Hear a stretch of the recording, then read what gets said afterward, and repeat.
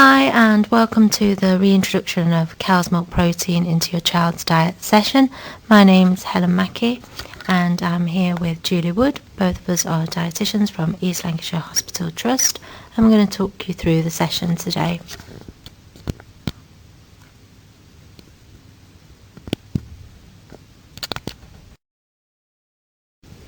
So this session is for children who have previously had delayed reactions to cow's milk protein.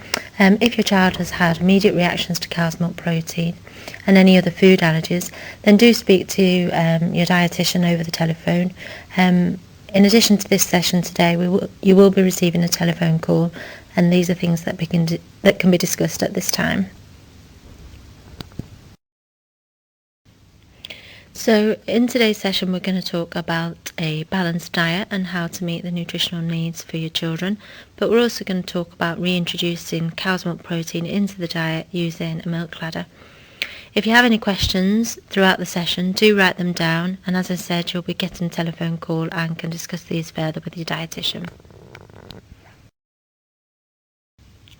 Between the age of 6 to 12 months, infants are gradually increasing their intake of solid foods and they start to reduce the amount of breast milk or formula that they're taking.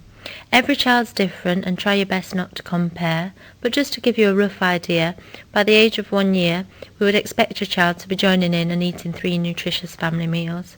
And in the next slide, we're going to talk about what a balanced diet is. So here's an image of the Eat Well guide. As you can see, it's broken up into a number of different food groups. The yellow category is starchy food, such as bread, rice, potatoes and pasta. The green group is the fruit and vegetables, and the pink group is the good source of protein, such as meat, fish, chicken, eggs, beans and lentils.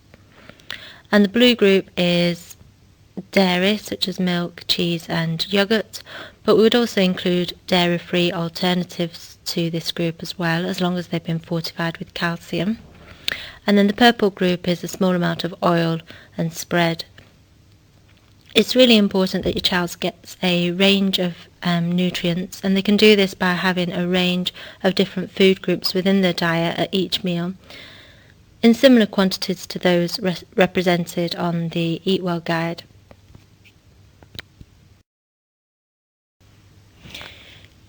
Cow's milk containing products are the main source of calcium within the diet, so when you're avoiding cow's milk protein, it's really important to get enough calcium from other sources. Calcium is needed along with vitamin D for strong bones and teeth until the age of 1 year. This comes from breast milk or formula. At the age of 1 year to 3 years, your child needs 350 milligrams of calcium. This is equal to around 300 of cow's milk, or a calcium fortified over-the-counter alternative. If your child is drinking too much milk, it might impact on their intake of solid foods, so it's just important to try and get the right balance. Around the age of 1, if your child is on a formula, your GP will stop this prescription, and so it's just slowly transitioning your child onto an over-the-counter fortified calcium-rich alternative. We recommend the ones that have been fortified with iodine as well, including things like the Asda free from oat milk, the Oatly Barista and the Oatly oat milks, and the Marks and Spencer's coconut milks. It's worth checking all the ingredients list because products may change and may start to include things like iodine. You can also get good sources of iodine from fish as well, such as cod and haddock. So let's recap on milk allergy. As we've mentioned in previous sessions, many children with mild to moderate cow's milk protein allergy grow out of their allergy in time, and most of them have grown out of it by the age of 2 years of age.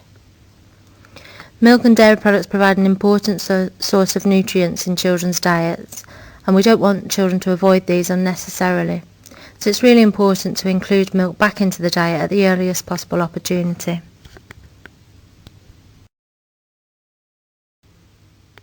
As you may recall, we've discussed in the past that there isn't any test to determine when a child has become intolerant to cow's milk protein. Equally, there hasn't been a test to diagnose cow's milk protein allergy. And so we've got to go by a process of testing by trial and error really at regular intervals by reintroducing cow's milk protein back into the diet.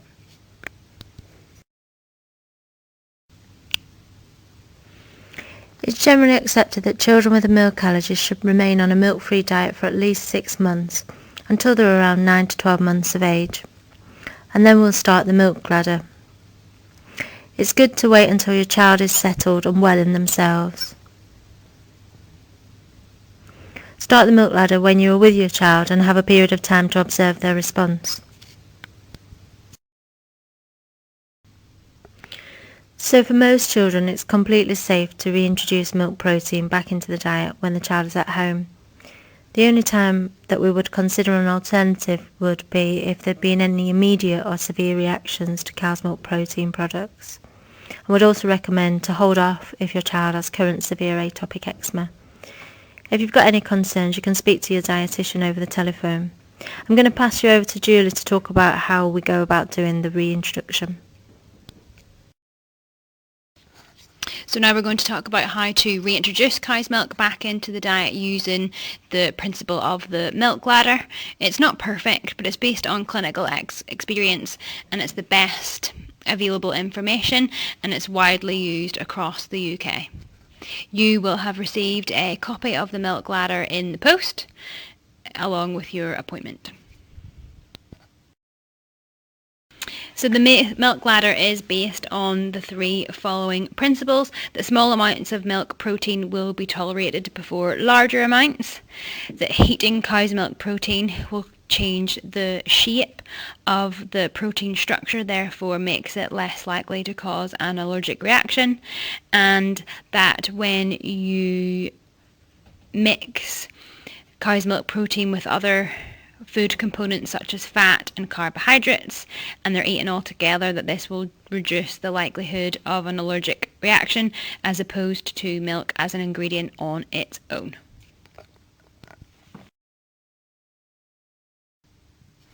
So now is the time to have a look at the milk ladder that you were sent in the post. It will look very similar to the one on the right hand side of the screen. The one on the left hand side of the screen was the old milk ladder that was previously used. So if you did Google milk ladder, a similar one may appear, but we now use the one on the right hand side, which is much faster, but is still also a gradual process. So as you can see, at the bottom of the milk ladder are things that contain well-baked sources of cow's milk, for example, biscuits and cookies. Some of these items do contain quite a lot of sugar, therefore we also recommend using things like bread or breadsticks or crisps that will also contain cow's milk, and you're just looking at the ingredients list and ensuring that the product now contains cow's milk as an ingredient, preferably 4th or 5th ingredients down the list. Steps number 2 and 3 on the milk ladder are things like muffins and shop-bought pancakes, which again contain small amounts of cow's milk, but as the ladder gets higher, it does contain slightly more cow's milk and will be heated to a lesser degree. At this point, we talk about trying firstly with heated butter in, for example, mashed potatoes or scrambled eggs, before moving on to heated cheese. Next is yogurt, and right at the top of the ladder is cow's milk, and we would advise that the cow's milk is heated first, for example in porridge, before allowing your child to have cold cow's milk. It's really important at this point to also mention that once you try a product on the milk ladder, you should leave at least 2 days in between before trying again to ensure that your child is not having a delayed reaction. When you are trying a new product, you may want to try with, for example, a quarter, then a half, then 3/4, and then a full amount, and this can be used at each step of the ladder. So what happens if your child's symptoms return at any stage of the milk ladder? So don't go any higher up the milk ladder, just stop where you are. Continue to regularly include all the previously tolerated items on the milk ladder. For example, if your child reacts at heated butter, continue to have the pancakes, muffins, cookies and biscuits, and stay there for approximately 2 months before trying again to move up the milk ladder. So some challenges along the way. Children obviously do get unsettled and have some symptoms around this age anyway, and it could be due to illness, teething. Have they just had their 1-year immunisations? Have you just gone back to work, therefore they're being looked after by a childminder or a grandparent? So sometimes they might have some symptoms, and don't always assume that it's due to introduction of new foods. For example, cow's milk, it might be due to something else, and that's why they're maybe showing signs of some unsettledness. So the big thing is just not to always assume that it's down to cow's milk.